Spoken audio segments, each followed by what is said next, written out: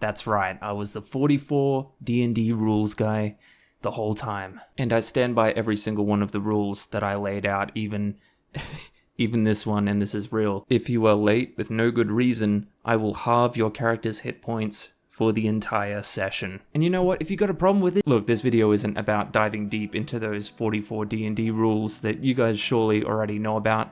By now, everyone who has ever even touched a D20 made a video on that. However, what I did think would be fun would be to make my own list of 44 D&D rules. What I will say on the original 44 rules, though, is that personally, it seems like bait to me.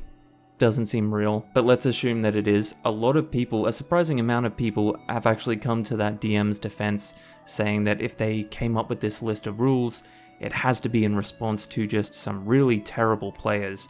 And I think there's some very fair stock in that theory, let's call it. However, I still feel like some people are defending that DM a bit too passionately. I think they may need to go back and reread the list because some of those rules are just flat out obnoxious and kind of stupid. But look, let's assume that their players were horrible and every one of those rules on that list are in direct response to something that's actually happened at that table. Do not DM for those people if that's the case. If like half of the rules on your list end with like, I don't care about your feelings, or I will kick you out, or there's no room for discussion here, blah blah blah, that sounds f***ing miserable, man. That sounds like a really, really terrible group of players. Anyway, let's get off of the bad rules and on to the good rules.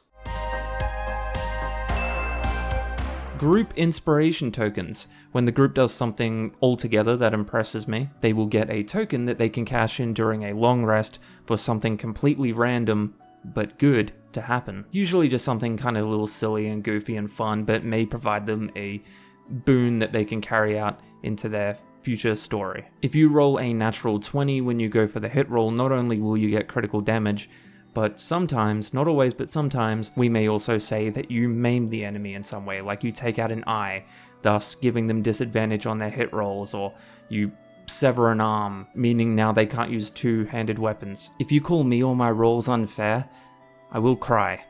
And if you gotta ride with me, then I'll cry in the car as well. If you forget to take notes during some important moments, then I will let your character try to remember with a history check, and I'll give it a low DC. But if you fail that check, then your character forgot. Basically just as a reminder to take notes, please. Or if it's not a big deal, then I'll just tell you.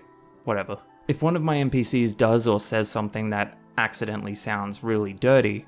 It's weird, the door's unlocked. That's too bad, I love watching you pound one out. Charles. What? That was sexual? Which part? All of the parts. You can laugh and tease me for 1 minute. After that, I will cry. And if you gotta ride with me, then if you act out or specifically tell me what your character is doing during a persuasion or like an intimidation check, then I will scale the DC of that skill check depending on how well your little roleplay was. Whereas if you just say, I will try to intimidate them without really going into much roleplay, that's fine. I'm not going to like explicitly punish you for that if that's just how you play, but that just means there will be a flat DC that may end up being higher than it could have been. Discussion of metagame details in-game will result in me staring across the table at you like I'm Homelander. Having a loud or distracting out-of-character conversation while dramatic roleplay moments are happening will result in me staring across the table at you like I'm Homelander.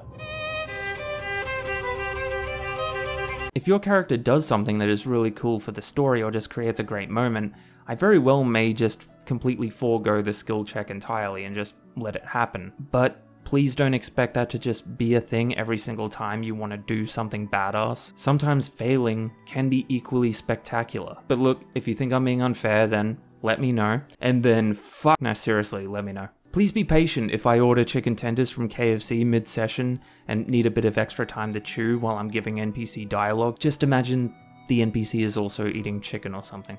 Saying out loud, surely it's nearly dead, while side-eyeing me during a combat encounter is not going to change anything that's going on behind the DM screen. At most, you're just going to get the Kevin James reaction out of me. You can make dice towers to your heart's content while I'm talking, but if your dice tower falls over, I will stand over you and call you pathetic. So I think they already made this, or some variation of this, an official rule in D&D, but at my table, you can use health potions as a bonus action, and then just roll the healing amount like you normally would, or you can use the health potion as an action and just get the full maximum effect. If you have an idea for an in-game item that you want to buy or craft, tell me. That is a very cool thing to do. Our table's bard contracted a leather worker to make him a wingsuit. It was awesome. There were some really great story moments out of that. If you fail a skill check, depending on the context, I probably will let you take another shot at it, but the DC will be higher. You are very welcome to challenge a ruling that I make as the DM, but whipping out your phone to Google the D&D official rules just to kind of try and undermine me after I've already said yes or no to something can come off as pretty condescending. When we play Dungeons and Dragons, I'm not your friend. I'm your ally, your comrade, your brother in arms. And just sometimes, well, I can literally be your worst nightmare. So at my table, at the start of every session, we have everyone roll a d20, and whoever rolls the lowest gives a recap for the last session. Saying surely we level up after the session ends while you side-eye me will result in me standing there pretending to think about it for basically as long as I can manage until you realize that I'm just trying to waste your time. You spent the entire session trying to seduce a random NPC at the bar and failed at that.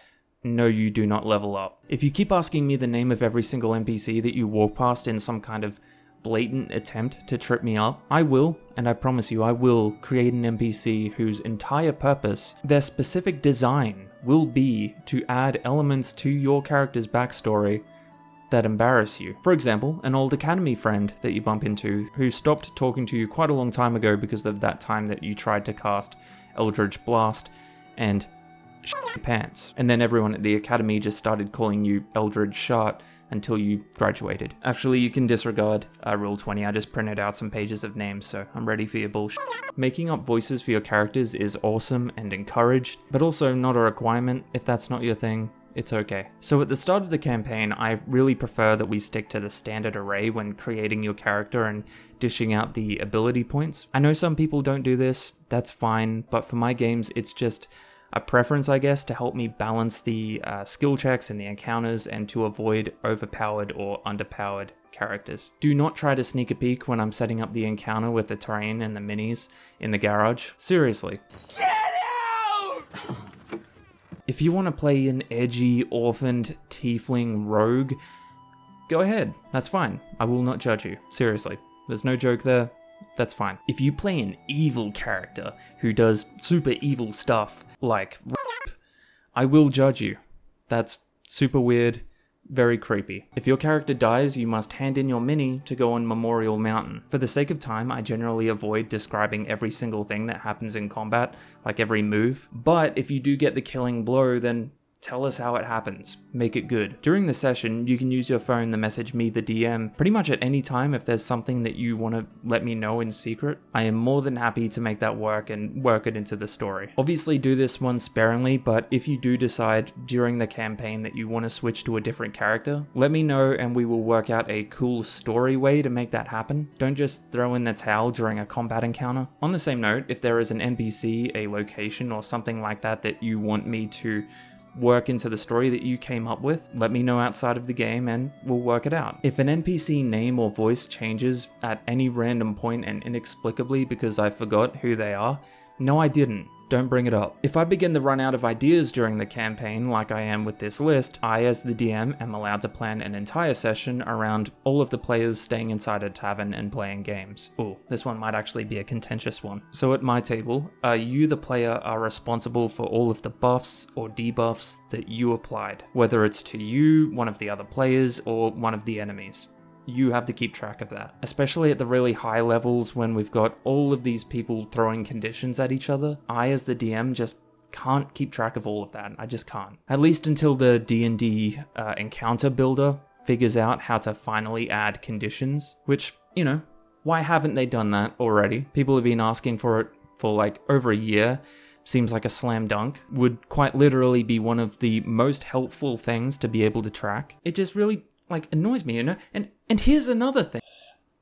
Sorry about that. Now, I'm not going to set a turn timer or anything like that during combat encounters, but if you are fart-arsing around during other people's turns, like on your phone or making dice towers, just not really paying attention, and then we do get to your turn, and only then do you start deciding what you want to do or planning anything out, and we end up having to wait quite a while for you to do that, I may have something small but bad happen that could impact combat. For example, while you are taking your time, a damaged tree branch falls in front of you just as you strike, giving you disadvantage on your attack roll. If you cannot make the session, that is completely fine. I will come up with an in-story reason for your character not to be there, or if it's a really important session that I do want you to be there for, then we'll just do a separate one-shot or something while you're gone. At some point during the campaign, there is going to be sea travel and pirates.